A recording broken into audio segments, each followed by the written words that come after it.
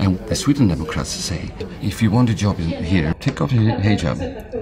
And if you don't want it, why are you here? Vi möter nu förtryck ifrån islam som vi flydde från i våra gamla hemländer. Och den som inte är beredd att praktisera islam på ett sätt som är förenligt med våra grundläggande kristna, då har man inte hemma här.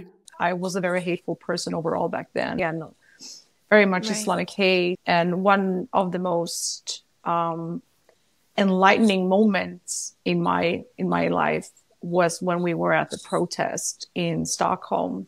We were chanting such awful bad things, and all the thing they responded with was hearts. They did this. Assalamualaikum warahmatullahi wabarakatuh, sahabat semuanya. Krisis migrasi muncul sebagai salah satu masalah paling menantang dan kontroversial yang dihadapi Eropa akhir-akhir ini.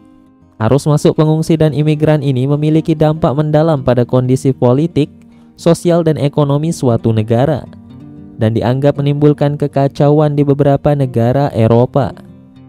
Tak sedikit orang juga mengaitkan masalah ini dengan isu agama, karena sebagian besar pengungsi Eropa berasal dari Timur Tengah yang mana mayoritas mereka adalah Muslim.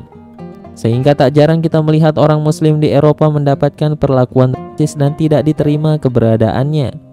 Salah satunya beberapa kali terjadi di Swedia. Laju perkembangan Islam yang begitu pesat di salah satu negara Skandinavia itu tampaknya tidak disukai tidak hanya oleh sejumlah warganya, tapi juga pemerintah Swedia. Sebagaimana yang dikatakan oleh Ebba Busch, Wakil Perdana Menteri Swedia, bahwa Muslim, jika mereka ingin tetap tinggal di Swedia, maka kata Ebba mereka harus mau tidak mau menjalankan ajaran Islam dengan prinsip mayoritas agama di negara tersebut, yakni kekristenan. EU är inte bara en handelsgemenskap, det är också en värdegemenskap. Då måste islam anpassa sig. Och den som inte är beredd att praktisera islam på ett sätt som är förenligt med våra grundläggande kristna seder och bruk, det som gör att judar, kristna och ateister kan leva sida vid sida i fred och frihet, signar man inte upp på dem, då har man inte hemma här. Ebba juga mendukung kebijakan agar imigran Muslim di negaranya dipulangkan ke tempat asal mereka.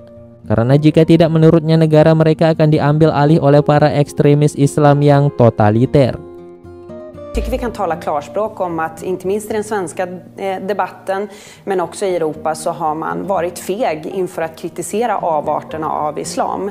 Vi möter nu förtryck ifrån islam som vi flydde från i våra gamla hemländer. Det tvingas nu våra döttrar möta här när de blir kontrollerade, förtryckta utav en totalitär form av islam som inte hör hemma i Sverige och som vi nu sviker när vi inte vågar se att vi har ett större problem med den här formen utav extremism inom islam och den måste vi nu börja trycka tillbaka, annars kommer Europa och Sverige gå för. Swedia sendiri merupakan salah satu negara yang kerap menimbulkan kontroversi bagi dunia Islam. Aksi rasis terhadap Muslim yang dianggap kebebasan dan pelaku penistaan terhadap Al-Quran yang seringkali mereka lindungi membuat Swedia dikatakan menjadi negara yang tidak ramah dan aman bagi komunitas Muslim. Namun hal-hal negatif seperti ini nyatanya tidak membuat perkembangan Islam di Swedia melambat, melainkan populasi Muslim dan kesadaran masyarakat setempat malah semakin meningkat. Salah satunya dialami oleh perempuan bernama Louise Kensington, seorang wanita yang dulunya penuh dengan kebencian terhadap Islam dan tergabung dalam kelompok sayap kanan untuk melakukan protes anti-Islam. Sampai kemudian pada satu titik Louise tersadarkan dan mendapat hidayah masuk Islam. Karena akhlak orang-orang Muslim di Swedia yang membalas kebencian dalam hatinya dengan rasa cinta seakan tidak ada dendam di hati mereka.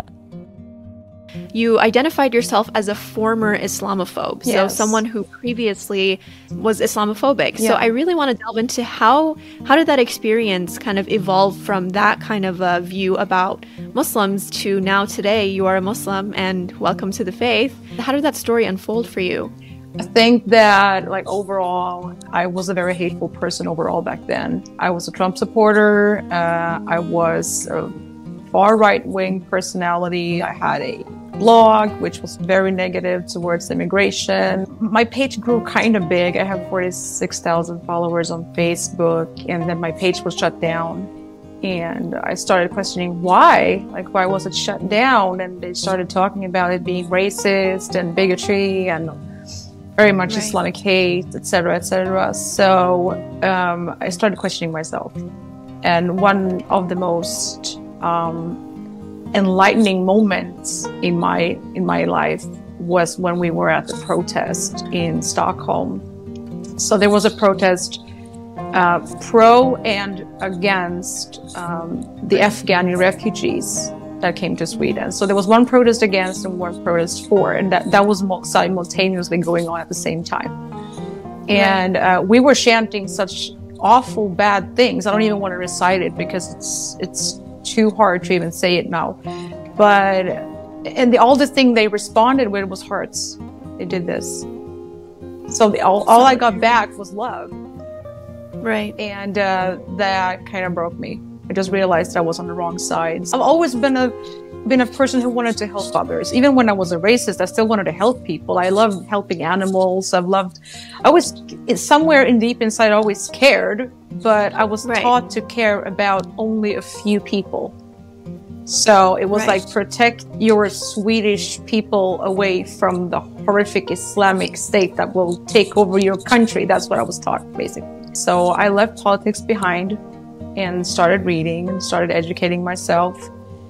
And I realized how wrong I was. So I ended up in a long depression, which led me to have to get prescribed medication just to survive the day, because I couldn't even get out of bed. I wasn't working. I wasn't doing anything in life. I was just depressed all the time.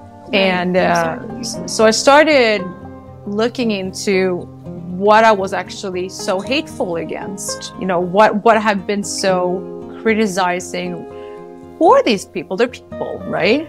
And most of all, pictures of children wearing hijab, but they look so innocent. They don't look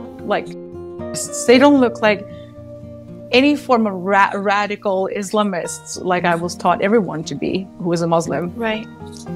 And so I started educating myself, and I started reading the Quran a bit, and I was like, this is nothing of the interpretations that people are sending me online. Everything that I've been sharing, it's all wrong, you know? It's misinterpretation by purpose from people who wants to blackmail Islam.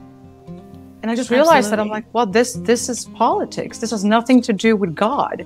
And I was a Christian, so I've always had faith. I always believed in God.